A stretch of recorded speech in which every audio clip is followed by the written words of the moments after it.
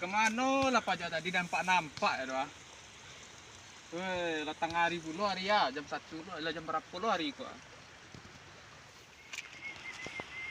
Hei, kemana tadi dah nampak loh? Awak dari rumah ada deh. Mengapa 8 ni awak nunggu siku ada jam berapa puluh hari kok? Taruh lah. Ganti-ganti lo naik wah, ganti-ganti lo naik. Awak pakai jurayu ah, nak Pakai cocok. sawah pakai baju rancak, apa polo cara itu. Awak dah tahu dah. Awak dah tahu dah. Awak juga kan tua ke sawah. Tapi lah pakai cien tadi di sekolah memadu cik awak. Tadi mah. Yo awak dulu peralu setian ah, peralu pantiang ah. Alah yo. Lanjut sila dek, buas dah. Lanjut lah lau. Lanjut Lanjut lah. Lanjut lah dia. Yang nanti aja tuanya ni ah.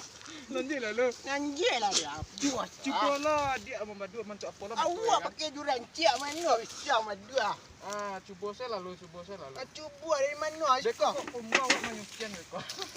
Kamu hari buas ah. Awak madu ah. Awak madu ah. Ayo madu naik situ. Ayo. Tu. Agak ke tepi sedikit, tapi. Tapi yang mana dia? Tapi ke kanan tapi. Tapi suka. Tu. Di tengah Awak dah pandai dah. Tu. Awak dah pandai suruh-suruh. Alasan tiang tu alasan tiang rumah. Awak dah tentu Lah kerja. berapa kali memadu asal mau kau doh? Madu ah. Sekali kau baru lah dah. Sekali pati lah yang sampai madu awak dia lah. Alah ilah. Ini apa dia? Tapi suruh kerja depan.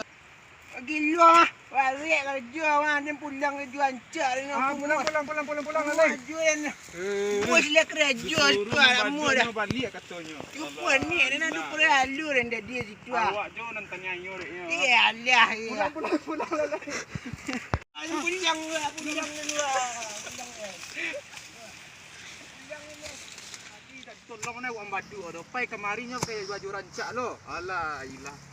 Menambah sakit hati awak sih. Disuruh memadu entah apa lo di badu di siko dek ya.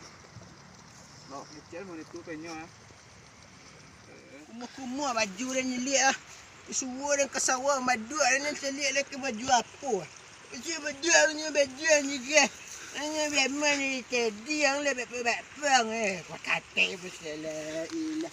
Wah, kumur. Buas lah. Paniang dia anda. Betul lah, kotilnya madu seorang situ.